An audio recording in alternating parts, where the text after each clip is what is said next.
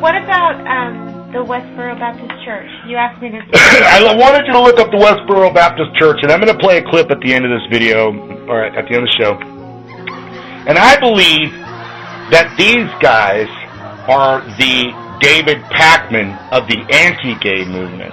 I think that David Pakman and his type are a spearhead of a very vicious anti-American, anti-male, anti-white male. I'm just trying to stick up for us. That's it. I'm not trying to attack anybody. Somebody has to throw up a shield because there's just no end to where it's going to end. You're going to have 5-year-olds being sexually classified and talking to them about it and all this other stuff. I think it's horrible. I just think that the 70 people from that church are they're just crazy. I mean, I was watching that show that you told me to watch. See how I do? I do everything you tell me. You're very obedient and oppressed. Thank you. Oppressed. Yeah, you're oppressed. I mean, where she said that she actually loves homosexuals. She loves them enough to tell them that they are going to hell. And that she was thankful for 9/11 and the tsunami and Hurricane Katrina and things like that because she's thankful that God came down in His glorious rapture to take away the oppressed and those who were sinners. And then she even talks about children that are killed, that they're cut off from life because the parents raised them as the devil. And, you know, I think about those Westboro Baptist Church people were up here in the Pacific Northwest not too long ago. And they were attending the funeral of those 2 little boys that were blown up in the house. Yeah. I mean, they're crazy. You know, they hold a sign that says, God hates fags. Or God hates, death to children of devils and things like that. I mean, they're horrible. They're protesting outside of a child's funeral. They're sick. And she's crazy. And she says that she's a zealot. She says, don't mistake my zeal for hate speech. For anger, yeah. For hate speech or anger. And her voice is just filled with anger, and her temperature rises, and she just gets really animated, and and her children, oh my God, those 2 daughters that were with her, they're horrible too. You disagree. They aren't saying anything that's not really in the Bible. So, if you don't believe in God, or you don't believe in the Bible, you're probably cool. No. But wait, I'm just saying. I listened to the whole thing. There wasn't anything they said that's not in the Bible. They're taking it literally. Okay. Okay? So, that's their religious belief. And unfortunately, as long as they don't hurt nobody, they should be allowed to protest, no matter how offensive it is. And, I read in the comments, they should be rounded up. She's an attorney. She should be thrown in jail. They should be shot. They should be killed. It's offensive speech. It's anti-gay. Throw those motherfuckers in the gas chamber. That's what's coming. It's hate speech. When you say the word hate speech, it's like saying the difference between crazy and insane. Once you say hate speech, that's kind of more of a legal definition. And by that, it has statutes. And those statutes have jurisdiction, and that has penalties if you don't follow those. And the way they enforce those penalties is by the end of a gun. What part of our basic freedoms? You are free in the United States. You're free to worship what you want and to think what you want, as long as you don't hurt nobody and intrude on other people's rights, correct? So that means if you're religious, okay, and you don't do the gay man birthday cake, you just don't do it. Then gay people, stay the fuck out of their bakery. No, I agree with you. No, go get an attorney. Those guys need to be in a gulag. That's the response I'm seeing. It's their right to disagree, bro. They don't like what you're doing. It's my business. If I don't want to sell something to somebody, I won't. And so, I don't know. How do you, look, I'm not ultra-religious. But I can't tell some, Muslim praying on the sidewalk, hey, knock that shit off, get up, I don't like that. No, you let him pray, be nice to him. Who do you know? He's probably the grocer, and he's a super nice guy. You see him every day. But this is all very much in principle and in, for all intents and purposes. But if I've made this very personal. Well, the West Baptist Borough Church thing, I'm sorry that it's irritating, and I don't support their views, but I support their right to protest because the laws have gotten so bad, they have to protest down the street. if you keep curtailing the ability to protest, that's what I question. Wait a minute. No. If this recording gets around, and David Packman, you're listening to this, the way I see it, dude, I try to watch your show with an open mind. You are supporting the New World Order narrative. One world government, one world currency, one world religion, with oligarchs in charge. That's what he's expounding. What are the West Baptist Church guys expounding? In their mind, a one world order, a one world government under a kingdom of God. I get that. But I don't hold the guilt on them. They're protesting. Gays should be able to protest outside the bakery. I can go with that. But shouldn't be able to shut it down. You can't shut down protests, because what happens is mainstream movements start off from little stream movements. It starts off with little people starting something and it catches on. Otherwise, we'll never have consenting argument. We'll never have a dialogue. You can't shove the gay agenda down people's throat with a stick. They have to swallow it. They gotta believe it. It's all about integrating. You want to be fair and equal, you can't beat the other person in the face. It's just, And I feel sorry for people that beat up on gay guys. It's horrible. But then we also have the gay agenda. I think this show has gone 5 minutes too long. What else? You got anything else? Okay, everybody, that's a wrap from the Rocket Radio Show. We'll be seeing you live, L-I-V-E, live. And I will announce when. It'll be a regular show full of thoughtful and excited and more enthusiastic commentary on what's happening to you. Future is now, right, Sam? Say goodnight, Sam. Hey, thanks for being on the show. See you later, everybody.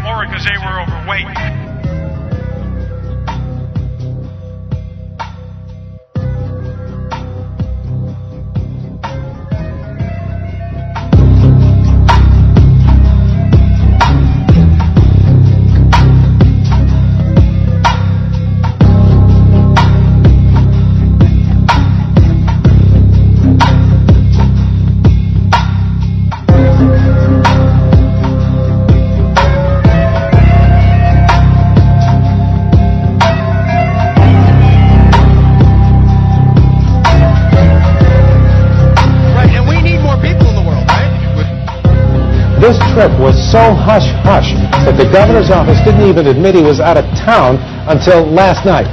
The governor traveled to Washington on Monday night, where he visited recovering service members at Walter Reed Hospital and met with Department of Defense Secretary Leon Panetta, then off to Kuwait, and then on to Afghanistan. Delaware Governor Jack Markell is also on the trip, arranged by the Department of Defense and paid for by them. I'm sure there are a lot of people watching this who are thinking to themselves, you're the governor of a small state. We have no troops in Kuwait. We only have 100 in Afghanistan. We have no troops in Kuwait. We only have 100 in Afghanistan. So why this trip? I certainly wanted to understand what our troops are facing. I think it's part of a support for them. It's also a learning process for me. What does this bring to the office of the governor? How does this help make you a better governor? It's kind of hard to get a grip here. We have no troops in Kuwait. We only have 100 in Afghanistan. It's kind of hard to get a grip here on why. Well, Mark, why the citizens of Connecticut would think this was a good investment sending you there. Well, Mark, the reality is. First of all, the governor told me he's a little jet lagged from this journey. It's a 10-hour time difference. You can imagine how long it takes to get there. His itinerary still remains secret, but says he will be back at the state capitol in Hartford by Friday. Tragedy of unspeakable terms played itself out in this community. Lieutenant Governor and I have been spoken to in an attempt that we might be prepared. I have been spoken to that we might be prepared for something like this playing itself out in our state.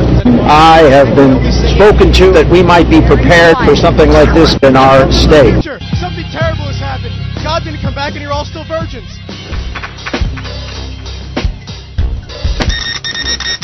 You're desperately underpopulated. Is it true that you were rejected from the Westboro Baptist Church because you married a woman you weren't related to? He said, as it was in the days of Lot, so shall it be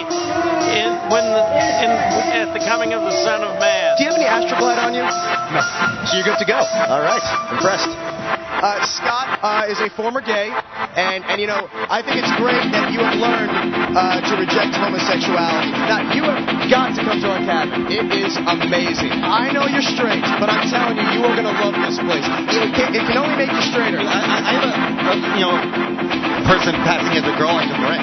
Yeah, that girl is passable as hell. Like Chad Michaels passable. You know Chad? I know Chad. Oh, seriously, though, we get a discount based on girth. What do you And then on to Afghanistan. Is the best way to prevent someone from getting into a gay lifestyle?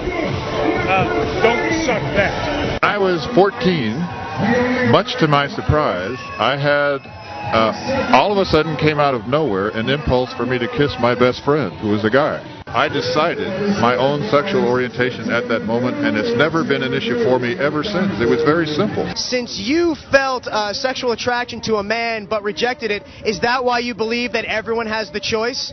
Well, everybody's different.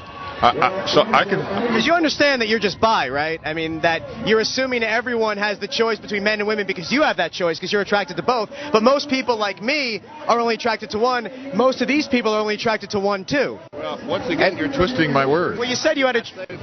I did not say that. You are lying about what I said. You said you had a desire to kiss your male friend. And I did not say it was sexual. I decided my own sexual orientation at that moment. So isn't it possible that everyone who thinks being gay is a choice are just bisexuals like yourself who simply made a choice for men or women? You're going to use me for entertainment for your fans, right? Go ahead and do that if you want, okay? Do you have permission to use this? If you want to mock me defenselessly in front of a bunch of people and that's what you like, you go right ahead, because if you do, you'll just be making my point. So you think it's wrong for me to do this to you, but not for you to do this to them? That's apples to oranges comparison. I'm not interviewing anybody. And that's a very haunting description that Bob Kerr just gave of that low-flying aircraft near the White House, and one can only wonder if that was something that ultimately ended up in the Pentagon. We just saw a live picture of what seemed to be a portion of the building falling